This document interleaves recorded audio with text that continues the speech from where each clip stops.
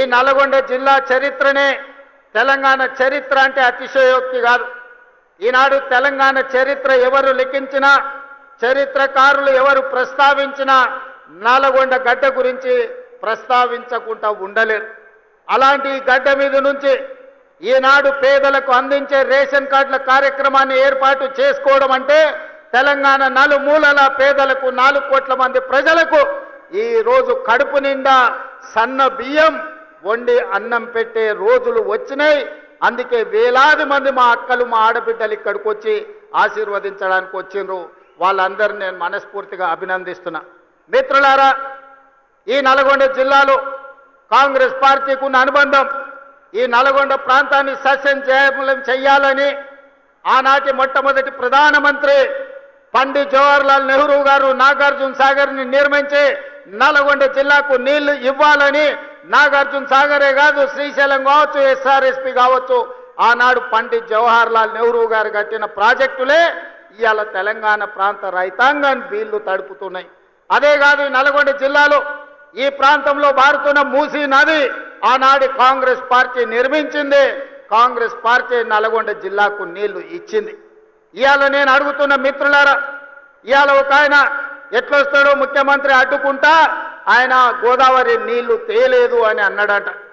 నేను ఆయనకు చెప్పదలుచుకుని పక్కనే కూతవేటు దూరం ఉంది, ఈ పక్కనే ఉన్నాడు. ఆయన ఉన్నది 3 అడుగులు, ఆయన 6 అడుగులు ఎత్తే కూర్చున్నాడట ముఖ్యమంత్రిని అడ్డుకుంటా అని. 3 అడుగులు ఆయనకు నేను ఒక మాట చెప్పదలుచుకున్నా. 3 రోజులు అవకాశం ఇస్తే గోదావరి జలాలు తుంగతుర్తి నియోజకవర్గానికి తెస్తా అని ఆయన పేపర్ల ప్రకటన చూసిన. 3 రోజులు కాదు, 10 ఏళ్ళు మీకు అవకాశం ఇచ్చిండు. ఎందుకు దేవాదుల నుంచి తుంగతుర్తికి నీళ్లు తీసుకురావలేదు? గోదావరి జలాలతోని ఈ ప్రాంత భూములను ఎందుకు తడపలేదు అని నేను అడుగుతున్నా. అందుకే ఆయనకు చెప్పదలుచుకున్నా, అయ్యా గ్లాసులో సోడా పోసినట్టు కాదు గోదావరి జలాలు తుంగతుర్తికి తేవడం అంటే.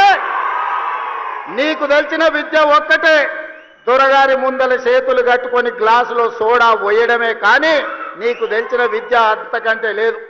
నీ ఊరు మండలం చేసుకున్నావు, మండల ఆఫీస్ అన్న తెచ్చుకున్నావా? ఎంఆర్ఓ ఆఫీస్ అన్న తెచ్చుకున్నావా? పోలీస్ స్టేషన్ అన్న తెచ్చుకున్నావా?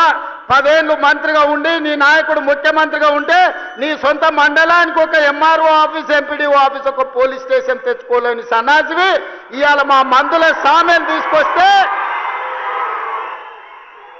సిగ్గుతో తల ఉంచుకోవాల్సింది పోయి ముఖ్యమంత్రిని ప్రభుత్వ కార్యక్రమాన్ని అడ్డుకుంటానని ఆయన ప్రగల్భాలు పలుకుతుండు. ఏది ఒక్కసారి అడ్డుకొని చూడు, మా తుంగతుర్తి నియోజకవర్గంలో కాంగ్రెస్ పార్టీ కార్యకర్తలు చూసుకుంటారు. దా పక్కనే రామరెడ్డి దామోదర్ రెడ్డి గారు ఉన్నారు ఊరికాడ.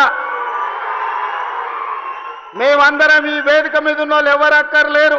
మా దామన్న ఒక్కడు జాడు ఈ నియోజకవర్గంలో కూర్చుంటే అడ్డుకునేటోళ్ళు ఎవరో, అడ్డం పడేటోళ్ళు ఎవరో, వాళ్ళ కథ ఏందో, వాళ్ళ కమామిస్ ఏందో దామన్ననే తేల్చగలడు.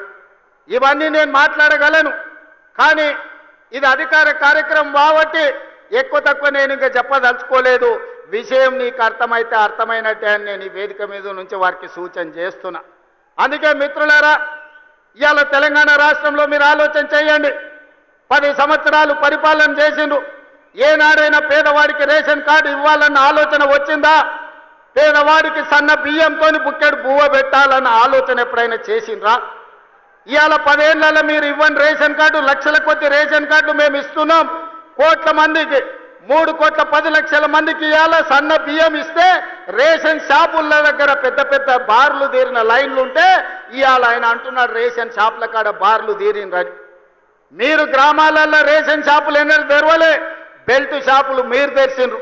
10 ఏళ్ల తర్వాత రేషన్ షాపులు తెరిచి సన్న బియ్యం ఇస్తుంటే ప్రతి పేదవాడు పెద్దవాడు రేషన్ షాపులో సన్న బియ్యం తీసుకోవాలని లైన్లో నిలబడి ఇవాళ లక్షలాది మంది, కోట్లాది మంది సన్న బియ్యం తీసుకొని బుక్కెడు బువ్వ తింటుంటే మీ కళ్ళల్లో నిప్పులు పోసుకుంటున్నారు.